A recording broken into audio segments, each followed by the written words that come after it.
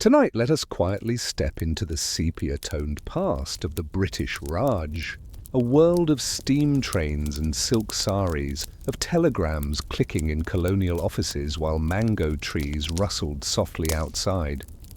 What really happened during those long years when Britain ruled the Indian subcontinent? Was it as orderly as the maps made it look, or far more tangled in voices, spices, shadows, and silence? We'll drift through the rise of East India Company whispers, wander the grand halls of viceroys, and listen closely to the dreams of quiet rebellions and poetic resilience. Stories hidden beneath the uniforms, woven into the soil, and carried in the hearts of millions. So fluff your pillow, close your eyes, and allow history's gentle tide to take you somewhere both distant and deeply human. Before we begin our slow journey through empires and echoes, don't forget to like this video, subscribe, and tap the bell icon to fall asleep to more forgotten pages of history. And comment below which moment in Indian history should become our next sleepy tale. Let your thoughts drift into our next dream. You are standing outside the Kutchery of Tiruvayyaru Taluk at dawn, long before the crows leave the banyan branches, and the only sound is the soft slap of dhoti cloth against ankles as the night watchman completes his final round. The air still carries the night's coolness, a faint reminder of the river 2 fields away, and the dust has not yet risen to choke the throat. A single bullock cart creaks up the laterite track, its wheels carving identical ruts that were carved yesterday and will be carved again tomorrow. On the cart rests a sealed brown paper parcel no larger than a church Bible, yet every clerk in the Kutchery has been waiting for it since the last full moon. The parcel contains the revised revenue demand for the Tiruvayyaru Anikut Circle, printed in Calcutta, signed in Madras, and now delivered here by a man who does not know what is inside and would not care if he did. Inside the Kutchery, the floors have been swept twice, once by the boy who lights the kerosene lamps and again by the head copyist who insists that grit, if allowed to accumulate, will shorten the life of a nib pen. The room smells of ink, stale sweat, and the sour-sweet breath of beetle chewed discreetly behind filing cabinets. Desks are arranged like pews in a chapel, each with its appointed inkwell, its blotting sand, its stack of last year's forms still faintly smelling of gum arabic. A portrait of the King Emperor hangs slightly crooked. No one has ever bothered to straighten it because the hammer and nail required would mean requisitioning another form. The cart halts. The driver coughs once, a dry, contractual sound. The bundle is handed to the peon, who signs for it in a ledger that itself requires a counter-signature from the treasurer, who will not arrive until the 3rd bell.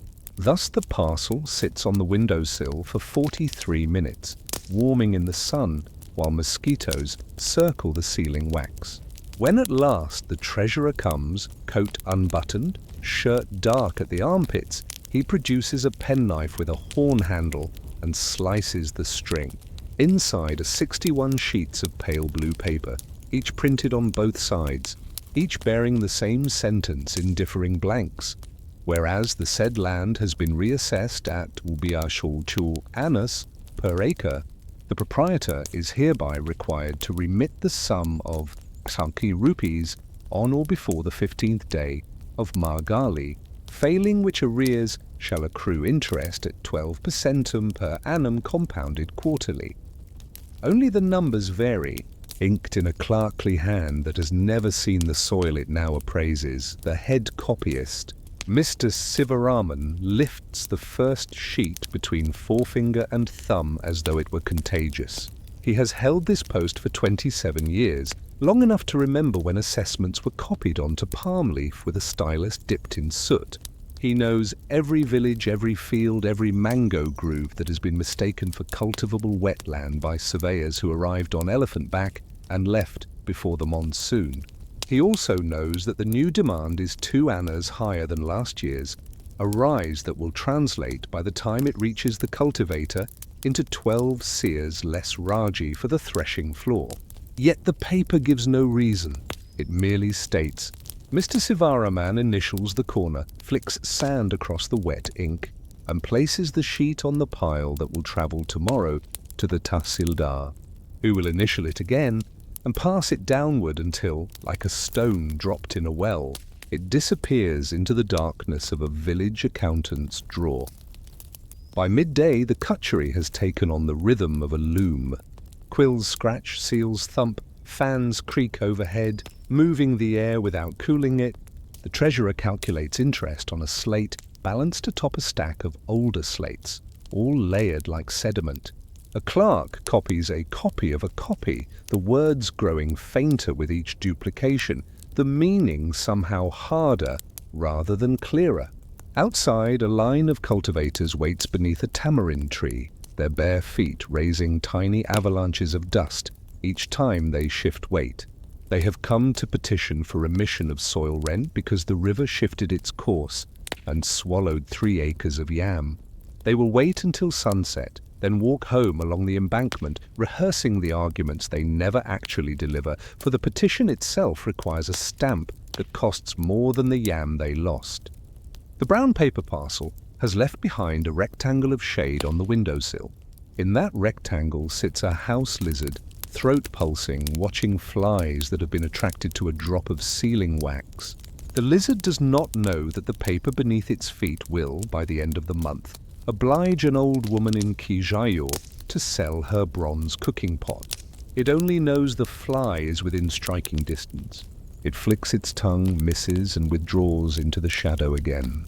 Somewhere in the line beneath the tamarind, a child begins to cry, a thin, bored sound that rises and falls like the wheeze of the punka rope. No one looks up. Crying children are as much a part of the landscape as the tree itself. At closing time, the registers are closed, the inkwells corked, the massive iron padlock secured with a key the size of a sweet potato. The clerks depart in ones and twos, sandals slapping, discussing neither the numbers they have transcribed nor the people those numbers will touch. They speak instead of the price of kerosene, of a cousin's wedding in Nagapattinam, of whether the new moon will favor an outing to the cinema tent that has pitched itself on the outskirts. Their conversation is punctuated by small silences in which the click of bicycle freewheels can be heard, or the distant splash of someone washing at the river steps. Night settles quickly. There are no street lamps this far from the bazaar, and the cutchery's grilled windows resemble the empty eye sockets of a skull. Inside, the files remain, upright, alphabetical, patient. Paper does not sweat, does not swear, does not dream. Yet if you could press your ear against the ledger, you might fancy you heard a heartbeat. The muffled thud of ragi poured into a measuring bowl. The soft collapse of a roof tile loosened by monsoon. Mr. Sivaraman returns alone after dinner. He carries a lantern shaded by a tin sleeve so that its light falls in a narrow oval upon the desk. From a locked drawer he withdraws a private notebook bound in mottled calf, its pages numbered in red ink. Here he keeps what he calls the real account, not the government's columns of assessed acreage and expected revenue, but the names of tenants who have pawned their women's wedding chains, the fields where coconut palms died of wilt, the tanks that silted faster than they were desilted. Tonight he adds a new line. Tiruvayaru Anikut Circle, demand raised 2 annas. Expect default 18%. Check again in Panguni.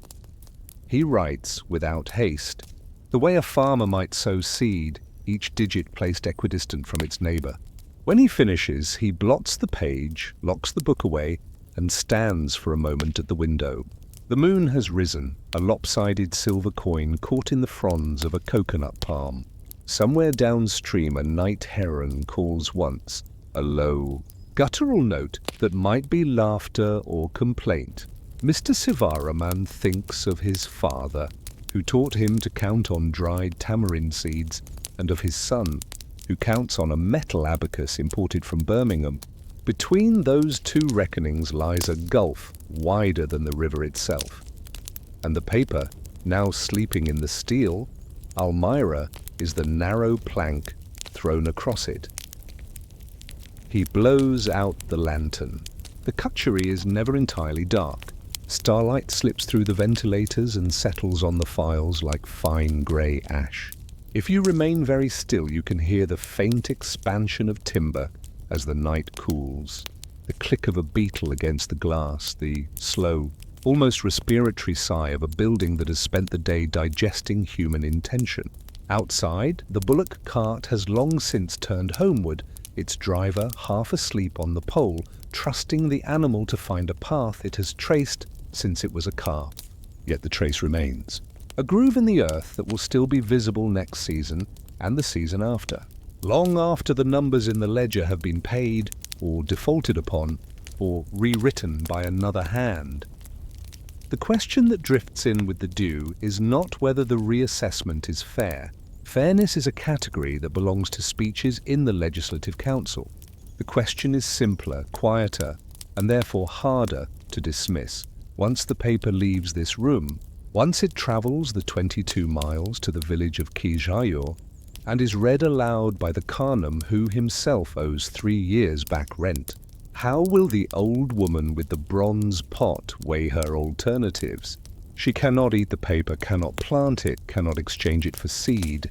She can only obey or refuse, and both choices lead to the same next column in a ledger she will never see.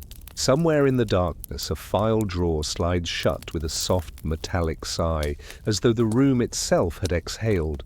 You listen for what follows, but the night offers only the ordinary continuance of cricket, the hush of a world that has decided for the moment to let the numbers speak instead of the throat. The same moon that silvered the Cutchery roof now drifts above Kijayo, a village whose name appears in no railway timetable, only in the wavering ink of Mr. Sivaraman's private ledger. Here the houses huddle like cattle against the wind, walls of mud the colour of dried cardamom, roofs of thatch tied with coir so old it has forgotten the sea. The lanes are narrow enough for a man to touch both sides with outstretched arms, and after rain they smell of earthworms and sour buttermilk. Tonight the lanes are dry, dusted with powdered cow dung that muffles footfalls so effectively that the old woman, Mutuval, hears her own knee joints before she hears anyone approaching. She sits outside her threshold, knees drawn up, palms circling one another in a motion that once shaped rice balls for a child's lunchbox. The child is gone, married into a town that has a weekly bazaar and a bus that smells of kerosene, and the lunchbox itself was sold 3 seasons ago to pay the first installment of the reassessment. What remains is the bronze pot, blackened over decades of open fires, its belly round and patient as a pregnant buffalo. Tomorrow she will carry it to the moneylender's shop, set it on his counter with the same quiet ceremony with which she once placed it before the household shrine. The moneylender will tilt it, knock the rim with a knuckle, listen to the echo, and name a sum that is exactly 1 rupee less than the tax shortfall. The gap, 1 rupee, will become interest at 12% per annum compounded quarterly, a phrase she has never heard, but whose weight she feels in her chest whenever she breathes past sunset. Across the lane, the lamp in the schoolmaster's house flickers longer than usual. He is copying the assessment notice onto a square of cardboard that will be nailed to the banyan trunk at dawn. His penmanship is careful, almost tender, the letters rounded like the bellies of tadpoles. Years ago he copied marriage invitations. Now he copies demands. The card will read, "All riots behold, payment by Margali 15. Default invites attachment."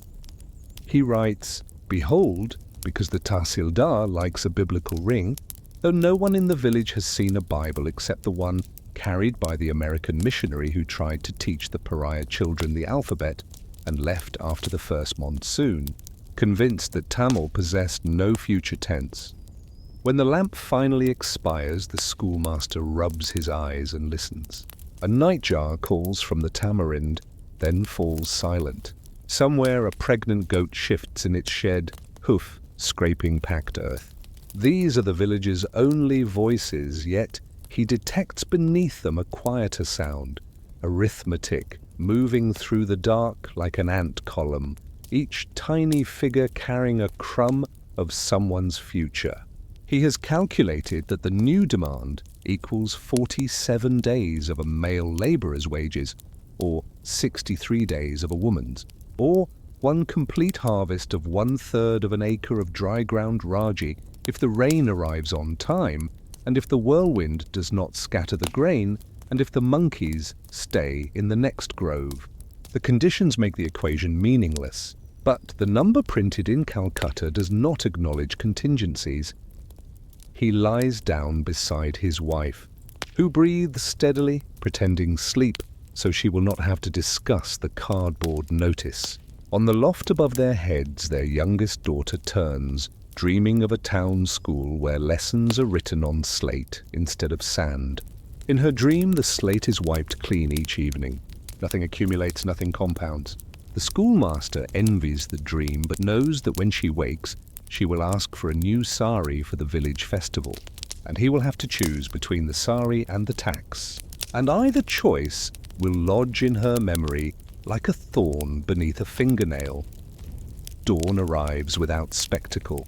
A slow washing of grey into blue, the way a washerman soaks a stained cloth. The first to move is the boy who drives the milk herd. He passes the banyan, sees the cardboard, and runs his finger along the wet letters.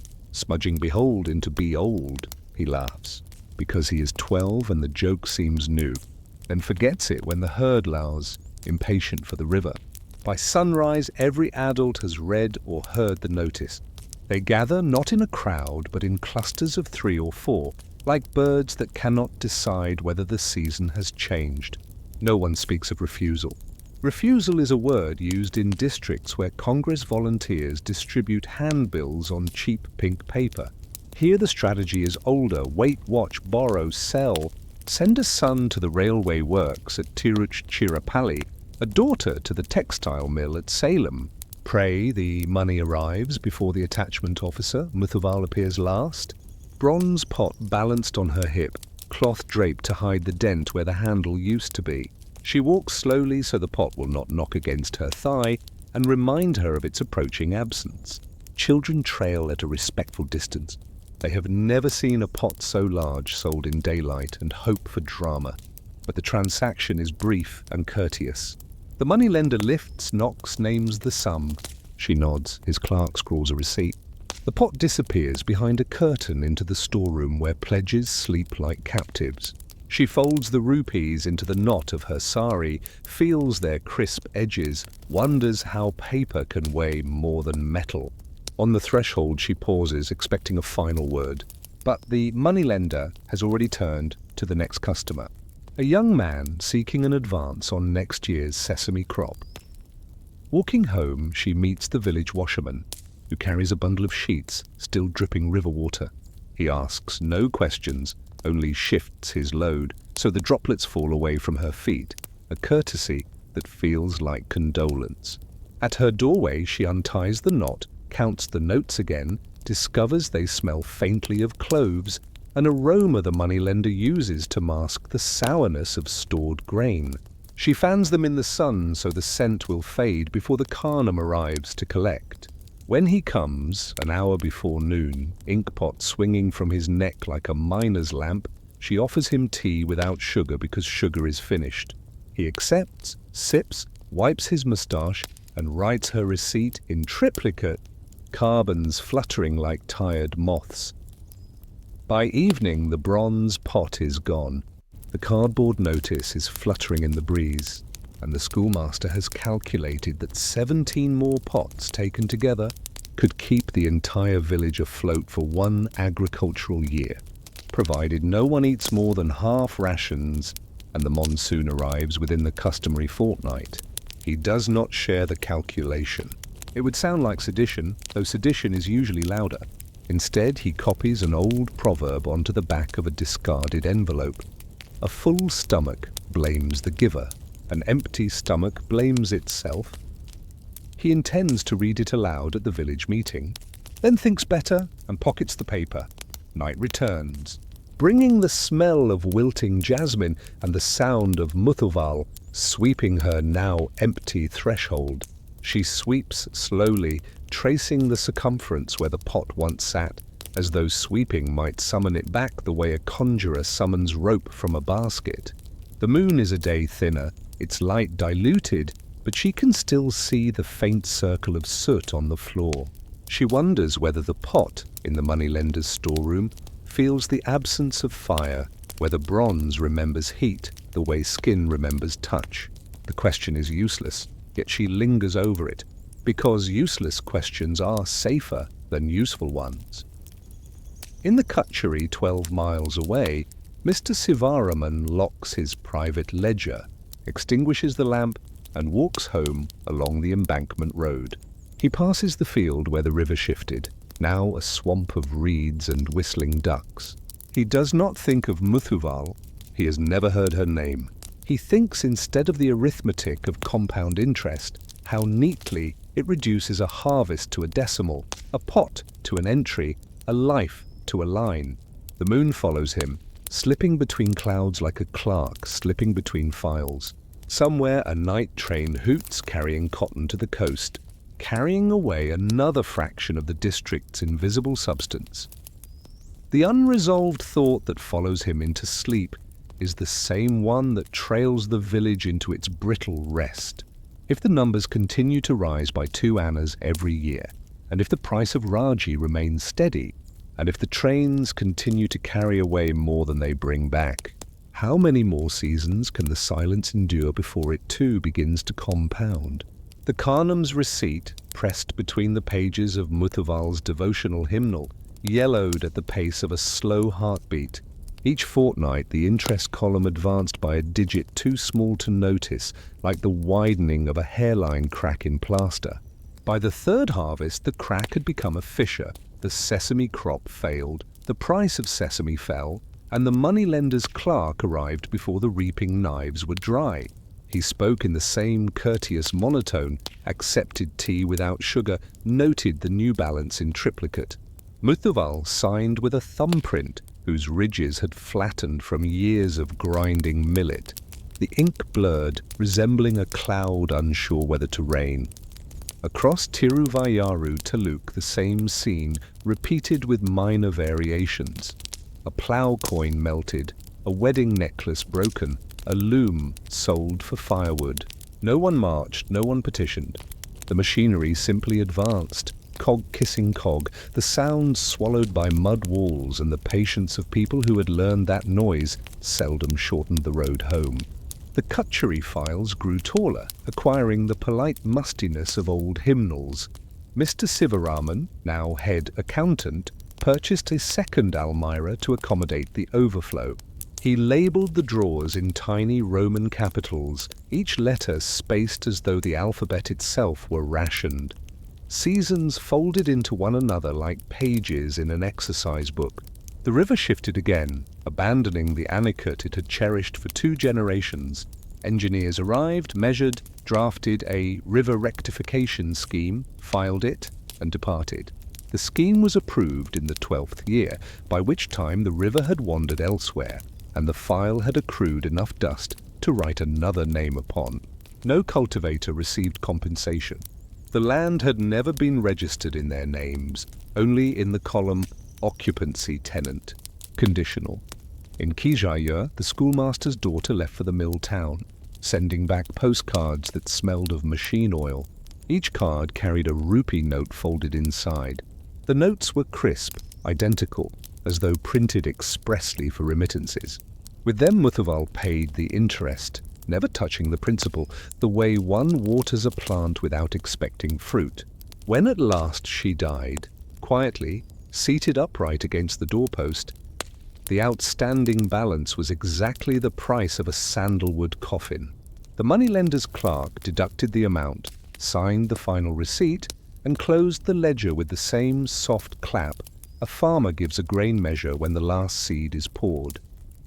The bronze pot never reappeared. It was melted during the war effort, its alloy traveling eastward to become part of a shell casing that, by the irony of supply routes, may have ended anywhere from Imphal to Italy. No record followed it. The pot had completed its transition from hearth to history without once disturbing a single census column. Years later, when the talc was merged into a larger collectorate and the cut cherry converted into a veterinary dispensary, workmen discovered the Almira of old files. They burned them in the courtyard, the flames pale and unenthusiastic, the ink curling like dark petals. Someone noticed that the fire gave off almost no heat. Paper, having already absorbed the warmth of every hand that touched it, had none left to return. The unresolved thought that lingers is not the arithmetic itself. Numbers are patient. They will wait in any ash, but the smaller silence that followed, the way an entire village learned to breathe around an absence, the way no one ever asked aloud who the arithmetic truly served. If you walk the lane at dusk, you may still feel it, a hush just before the nightjar calls, as though the ground itself were balancing an account whose final column remains obstinately blank. In 1908, the Madras Presidency Telegraph Department hired E. Sundaresa Iyer as a probationary telegraphist grade III, on a salary of 18 rupees per month minus deductions for Provident Fund, uniform buttons and the washing of 2 khaki shirts. He was 20, pigeon-chested, with fingers so slender that the tapping key felt to him like a dangerous pet that might bite if startled. His posting was to Arapukottai Junction, a town notable for producing chili powders and lawyers in approximately equal quantities. The telegraph office occupied a single room above the station refreshment stall. Its floorboards exhaled the mingled sighs of countless cuppers, and its window afforded a view of the mainline signal gantry, a structure Sundaresa came to regard as a skeletal elder brother, forever wagging a finger against tardiness.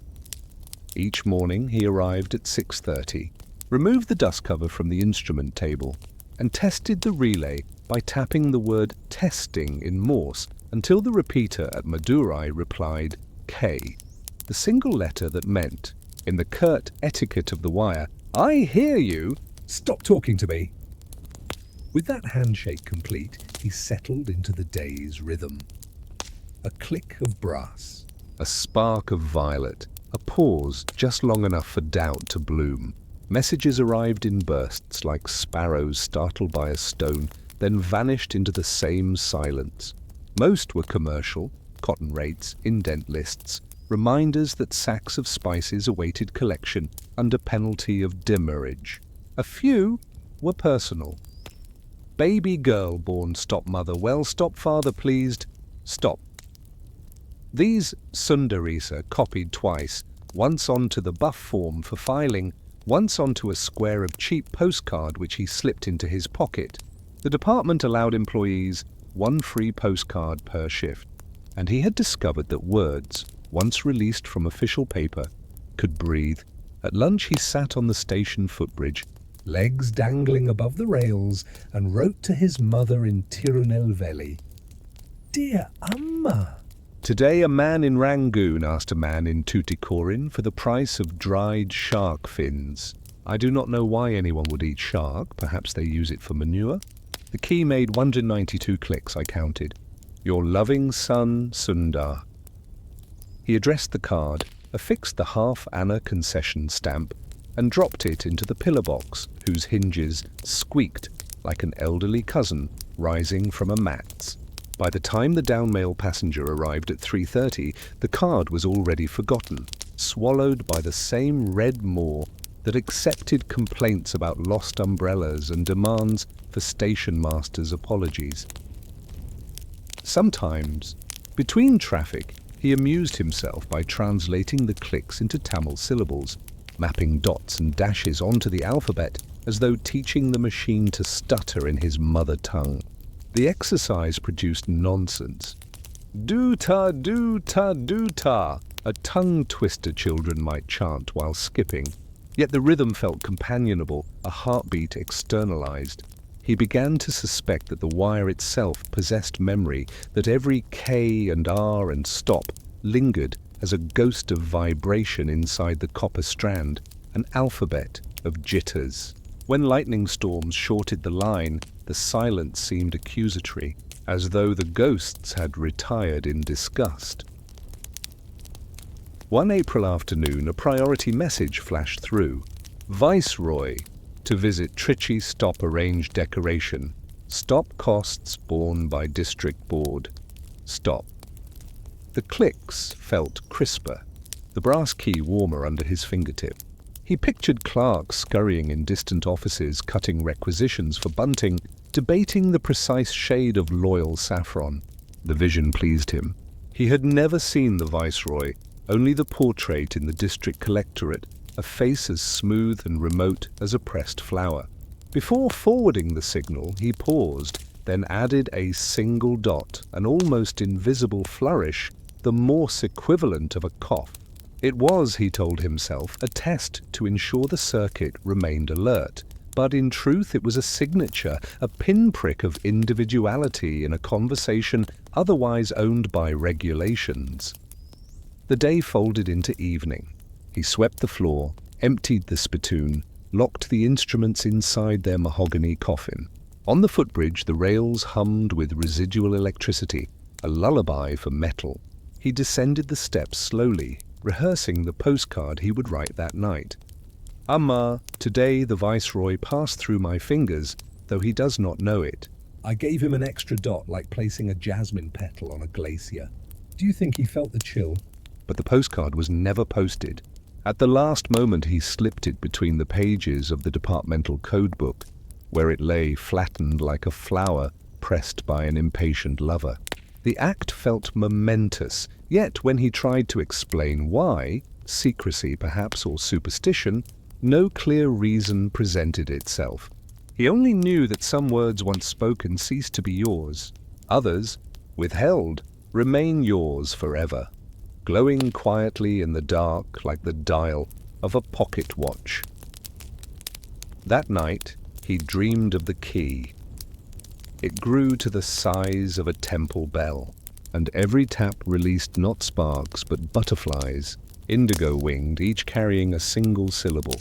When he woke, the sheets were damp, the mosquito net trembling with dawn breeze. He rose, tested the circuit, received the expected K, and began another day of listening to strangers speak in clicks. The dream receded, yet its residue lingered, a suspicion that beneath the official traffic ran a subterranean stream of private syllables, messages that never reached the forms, confessions that dissolved into the copper-like sugar into hot coffee. Years later, when he retired with a brass plaque and a pension that arrived with the predictability of a solar eclipse, he would remember that suspicion and wonder how many postcards he might have written had courage been issued in the same tin as uniform buttons. The question would arrive at bedtime politely, like a late guest who removes his shoes before stepping onto the mat and would depart before sleep, leaving behind only the faint indigo scent of ink that had never quite dried. Sundaresa's pocket filled with unposted postcards the way a tree collects mist, slowly, invisibly, until one day a single movement shakes everything loose. By 1912 he had accumulated 43 cards, each addressed, stamped, and then slipped between the pages of the telegraph code manual beside regulations on storm warnings and rates for encrypted condolences. The cards formed a second, secret traffic, a parallel current beneath the copper wire's brisk commerce. He imagined them nesting there like silverfish, digesting the starch of official prose until only the soft pulp of confession remained. The ritual was precise. After the midnight down train departed, he lit a single candle, electric bulbs buzzed too loudly, and wrote in a hand smaller than Morse itself. Amma. Today a merchant in Colombo asked for the price of tamarind seed. The line crackled as though the sea itself were bargaining. I pictured you shelling tamarind on the back veranda, the pods splitting with the same sound. Do seeds feel pain when they are separated? He never reread the sentences. Rereading would have required admitting they existed. Instead, he dripped wax on the flap, pressed the seal, then lifted the candle so the flame bent toward the card, as if curious what private weather traveled inside. At the last instant, he opened the code manual and slid the card between pages 112 and 113, the section devoted to distress signals at sea. The binding swallowed the thickness without complaint. Regulations, he had learned, were generous hosts. One July night, the routine faltered. A cyclone warning flashed down the line. Urgent, repeat, urgent cyclone approaching. Ngombo, stop, seek, shelter, stop. The key rattled like bones in a tin, and when the pause arrived, his own pulse seemed to keep the rhythm. He copied the message onto the buff form, then, without plan, flipped a fresh postcard and wrote, "To whom it may concern, the sea is coming. If you receive this, swim east until the water tastes of cardamom. Tell my mother I tried to post her every click I ever heard." He addressed it to no one. Affixed no stamp, yet when the warning was forwarded, he slipped the card into an envelope meant for head office and sealed it with the franking machine that usually embossed "On His Majesty's Service." The envelope departed on the dawn mail, indistinguishable from vouchers and absentee reports. He watched it go with the calm of a man who has mailed his shadow. Days passed. The cyclone grazed the coast, sank 3 dhows, and was replaced in the newspapers by a debate on municipal gutters. No reprimand arrived. The envelope had dissolved into the arterial system of the Raj, a white corpuscle unnoticed by the larger body. Sundaresa felt neither relief nor triumph, only a mild widening inside his chest, as though the missing stamp had left a vent through which night air now circulated. He began to post more frequently, a card tucked inside a quarterly returns folder, another glued beneath the felt lining of the spare key drawer. A third rolled into the hollow handle of the rain gauge. Each carried the same instruction: swim east until the water tastes of cardamom. He did not know what the phrase meant. It arrived with the regularity of hiccups, a private tick, translated into public syllables. In the station refreshment stall, the waiter, Govindan, noticed the change. He observed how the telegraphist now lingered over empty forms, index finger tracing invisible curls that resembled the Tamil letter eng, a sound that can never begin a word, and thus seems perpetually embarrassed. One evening, Govindan carried up an extra cup of coffee, milky, sugary, the way Sundaresa drank it when no superior watched, and placed it without comment beside the key. The cup warmed the metal. The key, in turn, cooled the cup. Both gestures felt conspiratorial. Govindan whispered, "The wire remembers, sir. My grandmother says copper holds the echo of every voice that ever trembled in it. When the line goes quiet, you can hear them gossiping." He tapped the porcelain with his fingernail, producing a note higher than any dot or dash, then withdrew, wiping his hands on a towel that had once been a shirt. Sundaresa wanted to laugh, but the sound emerged as a cough. That night, he addressed a final postcard to the waiter. "Govindan, the echoes owe us nothing. Still, I leave them small change, 1 dot for every unmailed wish. When you sweep the floor, listen for tinkles." He sealed it, addressed it to the refreshment stall, a rupukatai, and actually dropped it into the pillar box. 2 days later, Govindan returned the empty envelope, casually tucked beneath a plate of onion pakoras.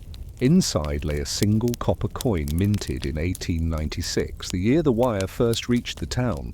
The coin smelled of coffee and onion, and something metallic that might have been gratitude. Years later, when the office was electrified and the Morse key retired to a mahogany display case labeled "Antiquated Apparatus," Sundaresa found the coin again at the bottom of his inkwell, green with verdigris. He fished it out, weighed it on his palm, and understood that every unsent syllable had settled somewhere, accreting like limescale inside a kettle. The card lodged in the rain gauge handle had swollen with monsoon damp and split the bamboo. The one inside the spare key drawer had been chewed by cockroaches into lace. The envelope franked "On His Majesty's Service" rested in a file marked "Cyclone Damage Miscellaneous," its glue yellow as old teeth. None had reached the sea, yet each had arrived somewhere, even if the destination was only the moment when a waiter's fingernail rang porcelain or a coin sank through ink. On the evening before his retirement, he descended to the platform, now bright with fluorescent tubes that hummed like captive hornets, and pressed his ear to the rail. Trains had replaced telegraphy, but the track still carried rumors. The clack of wheels translated into dots, the sigh of brakes into dashes. He listened until he could almost hear the cardamom instruction repeated by steel: "Swim east, swim east." Whether the words were meant for him or for whoever next pressed flesh to metal, he could not decide. The unresolved question drifted with the coolie whistles into the dark, a message addressed to the future but stamped with the past's insistence. 2. The town had acquired a radio shop whose loudspeaker spilled film songs across the platform like treacle. Sundaresa, pensioned and slightly stooped, spent evenings on the footbridge, feeding puffed rice to pigeons that had forgotten how to fly. One afternoon, a boy in khaki shorts approached carrying a cardboard box tied with twine. Inside lay a Morse key salvaged from the closing sale of the telegraph office, its brass tarnished to the color of old tamarind. The boy's father, now station master, thought the retired operator might like a memento. Sundaresa accepted with the gravity of receiving a relic. He had not touched the key since the day he signed his last circular and watched the date stamp roll forward like a slow wheel. That night, he set the key on his kitchen table, lit the kerosene lamp, and closed the curtains against the radio shop's love song wail. He tapped once. "Hello." The sound was quieter than memory, yet the muscle of his finger recalled the exact tension required, the way a potter's wrist remembers clay. He expected silence. Instead, the lamp flickered, and from the wall, where old wires still hugged the wooden frame, came a single click. K. He waited, heart ticking louder than the clock. Another click, then another, forming syllables in the old private code he had invented decades earlier. "Water tastes cardamom." He sat back, breath shallow. The reply was impossible. The line had been dead for years, the battery room converted into a tea shop storeroom. Yet the clicks continued, soft as mice behind plaster, until they shaped a complete sentence. "Swim east until the water tastes of cardamom." We arrived. He did not ask who we were. The key had become a mouth, and mouths do not answer questions. He tapped. "Who receives?" The reply came faster now, as though distance had compressed. "The coin, the card, the cockroach lace, all arrived. The echo owes you nothing. The echo repays." The lamp settled. The clicks ceased. Outside, the loudspeaker crooned about eyes that shone like stars, but inside the kitchen the air tasted faintly of cardamom, sharp and sweet and impossible to localize. He opened the tin where he kept the copper coin. It was gone, replaced by a single sesame seed curved like a tiny canoe. He lifted the seed, felt its almost weightless promise, and understood that the messages had completed their circuit, not by reaching a destination but by returning to the place they began, changed by travel the way a river is changed by the soil it borrows and returns as silt. At dawn, he walked to the station and dropped the sesame seed between the rails. A goods train thundered past, grinding it into the bed of stone and steel. When the echoes died, the track smelled of cardamom and hot metal, a marriage of flavors no kitchen could replicate. He never tapped the key again. It rested on his mantle like a retired judge who has delivered the final verdict and now consents to silence. The unresolved reflection that follows him into old age is not whether the exchange was real, but whether every unsent thing must eventually return, wearing the disguise of a seed, a scent, a click in the dark. If so, then silence itself is only a postponement, a pause between dots that have forgotten they are part of a code. And if you listen long enough, on a platform where trains no longer stop, in a room where the lamp has burned low, you may hear the echo addressing you, repaying its debt with the same patience that once allowed a village to breathe around an absence, the same patience that now allows history to breathe around us. In 1864, the British firm McClintock and Duff ordered 6 wrought iron barrels of indigo paste from their factory at Nizamapattam to the port of Madras. 5 arrived. The 6th, mismanifested at the junction of Renigunta, rolled into the siding reserved for saltpeter wagons and was promptly forgotten. Monsoon arrived early that year, and the barrel sat under a leaking tarpaulin until the hoops rusted and the lid seeped a blue so dark it seemed to swallow daylight. When at last a points boy noticed, the paste had separated into layers, crust on top, liquid below, and beneath both a sediment the colour of midnight. The station master, unwilling to shoulder blame, directed that the barrel be moved to the goods shed labelled unclaimed perishable, a category capacious enough to accommodate everything from mildewed Bibles to consignments of ivory piano keys warped by heat. There the barrel remained for 9 years, during which time the shed acquired a reputation. Coolies swore that tools left overnight emerged, stained a faint cerulean. Rats that nested beneath the barrel grew piebald, their tails ringed like nilgai. A watchman who drank illicit arrack beneath its bulging side found his tongue tinted for a week, a detail that spread faster than any railway timetable. The stain resisted soap, ash, prayer. When the watchman's daughter was born with a birthmark, the exact shade of the dye, elders nodded knowingly and spoke of karmic leakage, though no one could decide whether the child or the barrel had atoned. In 1873, a junior auditor from Madras, touring sidings to reconcile forgotten inventory, discovered the barrel. His report, written in a hand that slanted leftward from hurry, recommended disposal by burial at sea or other method rendering impossible future claims for salvage. The suggestion reached the traffic manager, who initialed it and passed it to the marine superintendent, who filed it under pending monsoon. Before action could be taken, the barrel had become, in the quiet way of abandoned things, part of the establishment. Shed boys used it as a bench. Ticket clerks rested ledgers atop it. Itinerant fortune-tellers scattered rice grains on its lid and read prognosis in the patterns of sticking husks. The dye, meanwhile, continued to breathe. During hot weather, it exuded a vapor that turned dust motes sapphire. In cold weather it contracted, drawing condensation that collected in droplets blue as kingfisher wings. A junior draftsman once touched a droplet to paper and produced a wash of colour so intense that his sketch of a signal lever looked lit from within. The drawing was pinned above the station master's desk, where it faded over months until only a bruise remained. Yet visitors remarked upon the atmosphere of the office, its air of perpetual twilight. In 1878, famine scythed the district. Relief trains steamed southward carrying grain, but the sidings at Renigunta remained crowded with wagons that had lost their waybills.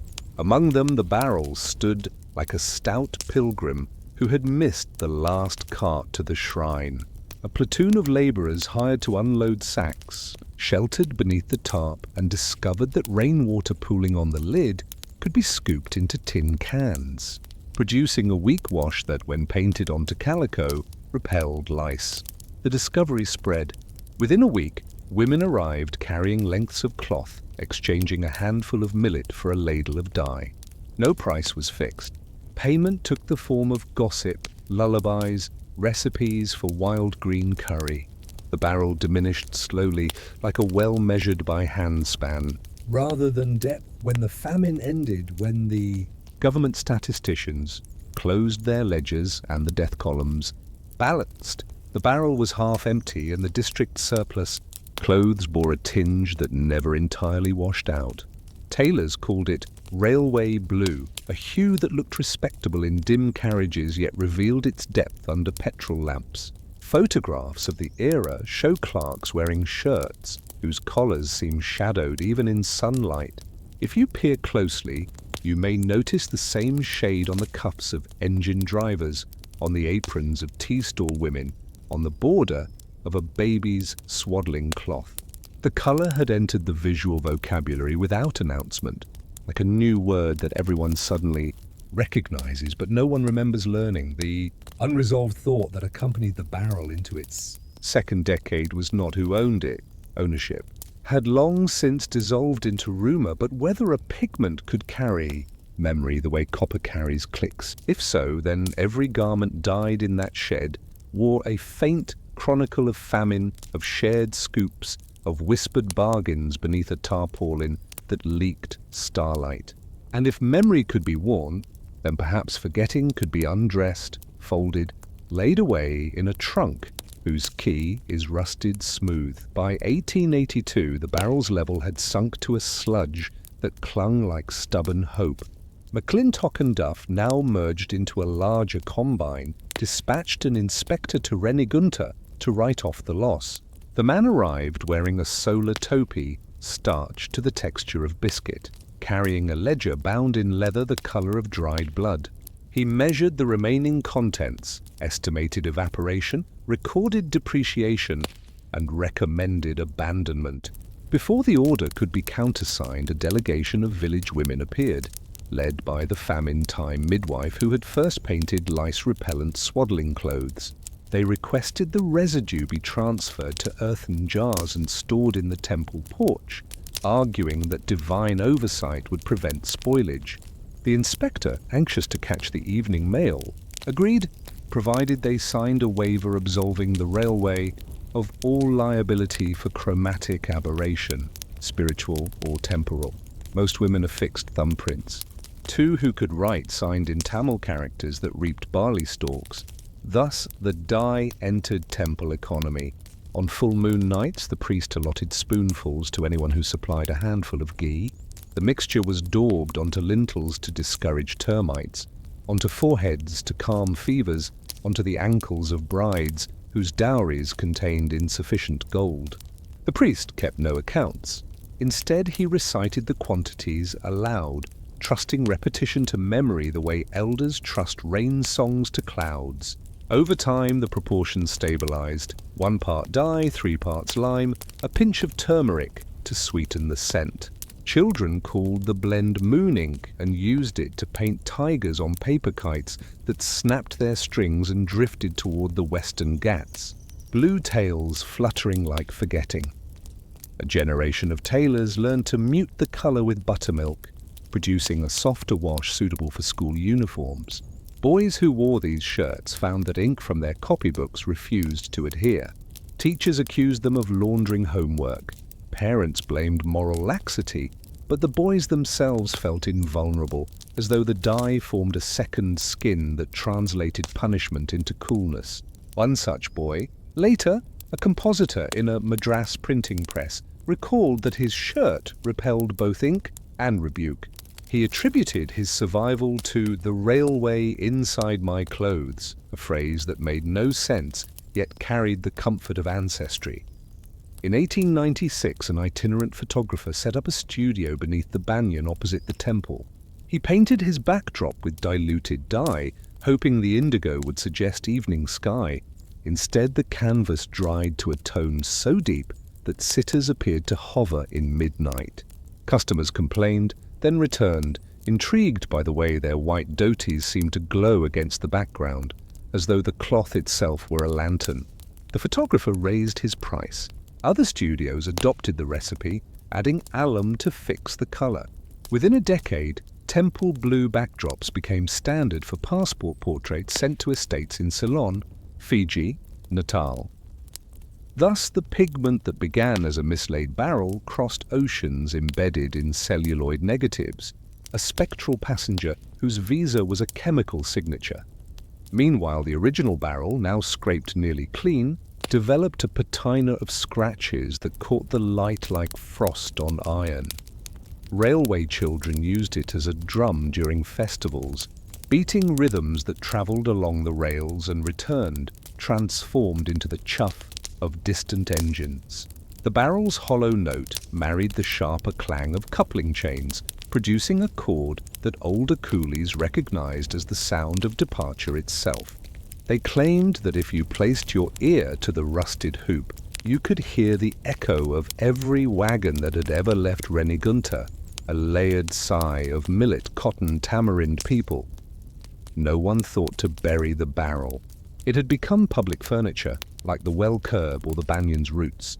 Only when a new siding was laid in 1903 did the foreman order it removed. Coolies rolled it to the scrub beyond the Choir Rope Market and left it beneath a thorn acacia whose shade smelled of goat urine. There it lay on its side, open mouth gaping at sky that had forgotten to rain. Inside, a final film of dye clung to the rivets, a skin so thin it dried within an hour, flaking away at the first breeze and settling on the surrounding earth like blue snow. The unresolved thought that followed the flakes into the thorn scrub was whether a colour, once released, can ever be recalled.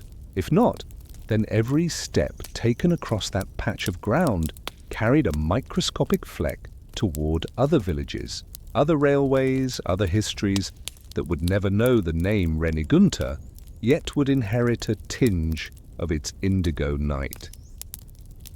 In 1915, the compositor's son, now apprenticed to a photography firm on Mount Road, Madras, discovered a crate of glass negatives whose edges glimmered the same temple blue.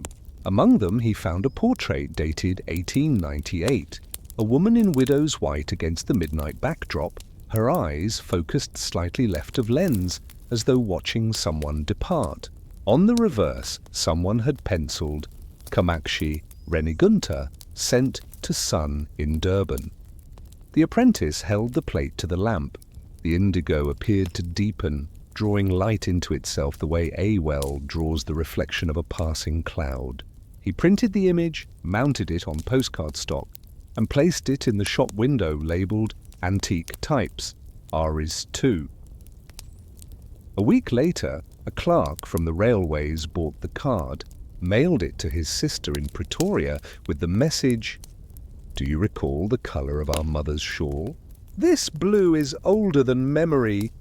The sister, homesick for the smell of tamarind and coal smoke, placed the card on her mantle beneath a print of King George. Years passed. The card yellowed, the king's face faded, but the indigo remained implacable, a rectangle of South Indian night lodged in a Transvaal sitting room. When the sister died, her effects were auctioned. The card migrated into a shoebox of Cape Indies curios, sold for $1 to a graduate student researching indenture narratives. The student, decades later, donated the box to a university archive where climate control held the colour in suspended animation, neither advancing nor retreating. Thus the barrel's last pigment survives, not as cloth or dye, but as information fixed in silver halide. Scholars who study diaspora aesthetics sometimes project the slide. Audiences remark on the woman's gaze, on the way white sari meets black background without gradient, but no catalogue mentions the barrel at Renigunta, the temple spoons, the famine lullabies. The blue has become context-free, a pure signifier of old India, the way a spice jar labelled curry stands for an entire subcontinent. Yet if you magnify the negative, you may notice, along the left edge, a vertical scratch shaped like the hoop of a barrel. The blemish predates the photograph.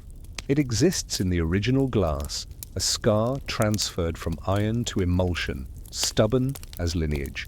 Under sufficient enlargement, the scratch resolves into a sequence of pits that correspond, if one possesses the patience of a retired telegraphist, to the rhythm of a Morse signal, ... dot dash dot dot dot. Translated, it spells SOS, a plea that predates the barrel, the studio, the woman, the photograph, the archive itself. The unresolved reflection that lingers is whether every commodity the empire mislaid, every barrel, every cardamom-scented echo, eventually finds refuge in an image, an archive, a phrase repeated in a dormitory until it loses meaning. If so, then forgetting is merely migration into smaller containers, and history is the slow accumulation of containers too slight to hold the weight they nonetheless refuse to surrender. In 1891, the Railway Institute at Jamalpur awarded its retiring station master, T.W. Flint, a mahogany wall clock manufactured by the Bombay Steam Clock Works, guaranteed to keep correct time within half a minute per lunar month. The presentation occurred after dinner. Speeches lubricated by lemonade laced with something stronger from the medical officer's store. Flint, a bachelor whose moustache had achieved seniority over its owner, accepted with the brief nod he reserved for expresses that arrived precisely on schedule. He hung the clock in his rented bungalow above the mantelpiece, wound it according to instructions, 7 half-turns before sunrise, and retired to bed, convinced that time, at last, had been domesticated. Within a week, the clock began to lose. Not dramatically, a minute every 3 days, the kind of slippage that polite guests attribute to forgetfulness. Flint, however, noticed. He had spent 37 years synchronizing pocket watches to the telegraph signal pip, disciplining stray seconds the way a gardener nips unwanted shoots. He adjusted the pendulum nut, shortened the rod by the thickness of a postcard, and reset the hands to the noon gun fired from the district collector's roof. For 3 days the clock obeyed. On the 4th it sagged again, minute hand drooping like a tired eyelid. Consultation with the station watchmaker produced no diagnosis. The escapement was clean, the spring resilient, the beat symmetric. Yet the lapse continued, acquiring the steadiness of a respectable habit. Flint compensated by winding an extra quarter turn, then a half, until the key threatened to strip its arbor. The clock responded by accelerating briefly, only to relapse into lethargy the moment its owner's attention wandered. Co-workers joked that the timepiece suffered from hill station melancholy. Flint laughed politely and continued to correct, his pencil stubs multiplying like cedar seeds. In 1893 he took leave, travelling to Bombay with the clock strapped upright in a second-class compartment like a convict being transferred. The factory technician listened to the tick, placed the movement under a glass dome, and pronounced it within acceptable colonial tolerances. When Flint protested, the technician suggested that local climate, dust, humidity, the moral laxity of inland stations might exert influence. He offered, for a modest fee, to exchange the pendulum for one cast in Birmingham, whose temperament was presumed sturdier. Flint paid, returned, hung the clock, and discovered that the loss doubled. 2 minutes every 3 days, the rhythm of a man walking uphill with a growing burden. By now the bungalow had become a laboratory.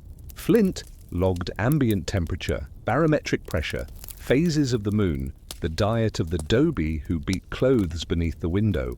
Nothing correlated except the fact of slippage itself, a negative achievement that began to feel personal. He dreamed of minute hands dragging chains, of our hands melted like toffee over a slow flame. Waking, he wound the clock with the grim intimacy of a farmer force-feeding a prized but listless bull. Railway rumour, ever alert to eccentricity, embroidered the tale. Flint's clock moved backward during eclipses. It stopped whenever the 3-down mail carried a corpse. Its tick spelled late in Morse. Passers-by glanced at the dial and adjusted their watches accordingly, some advancing to compensate, others delaying in perverse solidarity. The result was a local standard known as Flint time, a temporal dialect understood only within a 1-mile radius of the bungalow. Trains, of course, ignored it. Timetables were printed in Calcutta, where minutes behaved. Yet within the dialect a subtle solidarity emerged. Clerks arrived late with the unspoken excuse of living inside a slower universe. Memsahibs chatted longer over tea because the clock assured them they possessed the margin. In 1897, Flint retired for the second time, this time from life. The clock continued above the mantel in an empty house whose furniture was auctioned according to regulation. Bidding was listless. The clock, notorious, fetched only 4 rupees from a signalman who intended to harvest parts. When the signalman wound it, the hands moved correctly for exactly 1 day, then resumed their habitual tuoyan, as though the bungalow had been the true mainspring and Flint its missing weight. The unresolved thought that accompanied the clock into its new custody was whether machines could develop loyalty to the anxieties they have witnessed. The way a dog absorbs its master's moods and reenacts them in dreams. If so, then the clock's lethargy was not malfunction, but memory, a pocket of Flint's disciplined panic preserved in gear teeth, ticking away the surplus minutes he could never reclaim. The signalman, Krishnappa, installed the clock in his cabin beside the upline distant signal. Its case smelled of old smoke and the sweet rot of cedar. Its tick merged with the metallic kiss of points being thrown, creating a duet in which neither partner acknowledged the other. Krishnappa soon noticed that passenger trains passing his cabin at regulation speed appeared, to his eyes, to slow infinitesimally as they drew alongside the dial. He mentioned the observation to the assistant station master, who laughed and blamed the heat. Yet the illusion persisted, acquiring the authority of a private revelation. Word travelled along the footplate grapevine. Drivers began to glance leftward approaching cabin 47. Some swore the second hand hesitated, granting them an extra heartbeat in which to correct brake pressure. The cabin became an informal timing check. Guards compared pocket chronometers. Adjusters noted deviation. Over months, the deviation normalized. Watches set to cabin 47 time were syncopated against official railway time by exactly 72 seconds, the length of a long breath. No one reported the discrepancy. Timetables absorbed it the way a river absorbs a minor tributary, without comment or thanks. In 1903, a plague of mildness swept the district. Fevers lost their edge, dysenteries lingered without crisis. Even the monsoon arrived late and departed early, leaving behind a polite drizzle that never quite became downpour. Local papers attributed the phenomenon to climatic resignation, a phrase that pleased no one yet stuck like damp paper. Simultaneously, the cabin clock's loss decreased, from 2 minutes every 3 days to 1 minute every 6, as though time itself were convalescing. Krishnappa found himself napping longer between trains, dreams leisurely, worries padded. His logbook, usually a terse record of lever pulls, expanded into observations on cloud texture, goat behavior, the way sunlight lay across the rails like a yoke reluctant to break. One night, the upmail passenger failed to appear. Telephonic inquiry revealed it held at the previous station awaiting a relief engine. A cracked driving axle had been discovered during the cabin 47 timing check, a flaw that, at speed, might have snapped on the viaduct. Relief arrived, passengers transferred, no lives lost. In the inquiry that followed, drivers testified that the cabin clock had given them pause, a phrase the committee interpreted metaphorically. Krishnappa, summoned, produced his logbook filled with remarks on slowness. The inspector smiled, recommended a holiday, and closed the file. Yet the incident seeded legend. Footplate crews began to credit the clock with premonitory delay, a mechanical guardian whose lethargy purchased reflection. Some touched the case for luck, others whispered complaints about schedule pressure, as though the dial were a confessor whose absolution took the form of borrowed seconds. The clock's case acquired a polish from countless palms, the mahogany darkening to the hue of river stones. Its tick softened further, approaching the cadence of a pulse at rest. Krishnappa, superstitious only in daylight, decided to wind the clock backward 1 full rotation, curious whether time might refund what it had stolen. The hands moved willingly, minute by minute retreating until 12 o'clock nestled beneath the moon's apex. He expected protest, an escapement jam, a spring whimper, but the mechanism accepted the reversal with monkish patience. When he released the key, the pendulum hesitated, then resumed, now gaining at the precise rate it had previously lost. The way a spendthrift, confronted by thrift, becomes suddenly prudent. The unresolved thought that settled over the cabin was whether slowness could be contagious, spreading from machine to organism to weather itself, until an entire district learned to breathe at half-tempo. If so, then the clock's true gift was not accuracy but forgiveness, the granting of intervals in which to notice the world's mild hesitation before it hurries on. By 1920, the cabin had been automated, the lever frame replaced by colored lights that blinked like impatient jewels.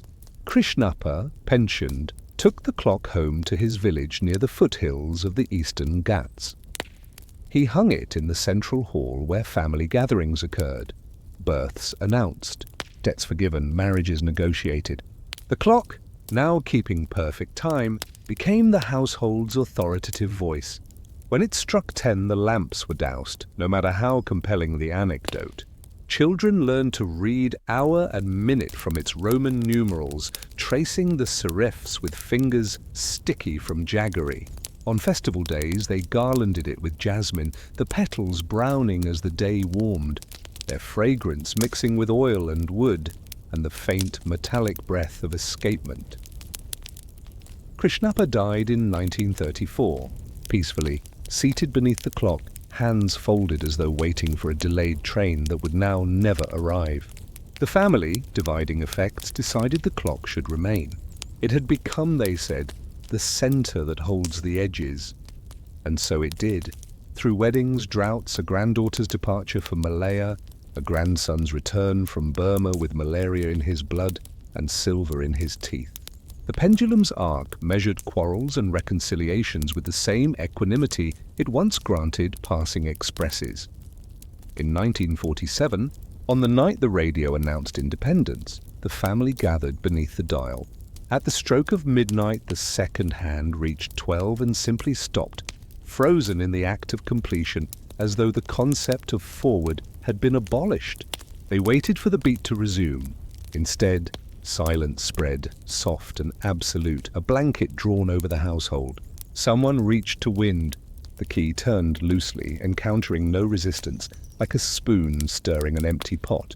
They tapped the case, shook the pendulum, peered into the escapement, all motions polite, tentative, aware that some pauses are not malfunction, but punctuation. Days passed. Dust gathered on the numerals, jasmine garlands withered to crisp brown circlets. The family discovered they could still tell time by the sun's angle on the veranda, by the crow's return to the banyan, by the swelling of the pregnant buffalo's udder. These indicators felt sufficient, even luxurious, the way a blind man speaks of hearing colors in rainfall. Eventually, they removed the clock from its nail and laid it in the loft beneath wedding saris and tax receipts, a horizontal retirement that felt oddly courteous, as though they had offered the machine its own moment of repose. Years later, when the house was repainted, a child found the clock again. Its hands had not moved, yet the wood was warm, as though the silence inside continued to generate a mild heat.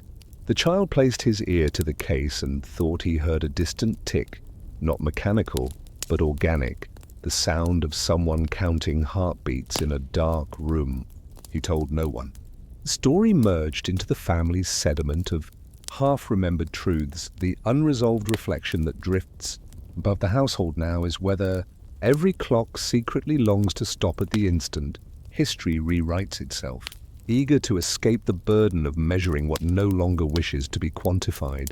If so, then the pause at midnight was not failure, but compassion, a machine's final gift to the people who had trusted it, the granting of a moment that belongs to no schedule, a pocket of time that expands whenever you remember it, like breath held between the memory of a tick and the anticipation of a tock that will now never arrive. And so the railway clock, having eaten its own hands, rests beneath silks and statistics, digesting the century it once subdivided. Outside, trains run on diesel, timetables sync to satellites, passengers scroll through luminescent minutes that replenish themselves like magic lanterns. Yet somewhere in the loft, the silence remains warm as a living thing, reminding you that every measurement begins as a story and ends as a shrug, and that the most accurate timepiece is the one that knows when to stop.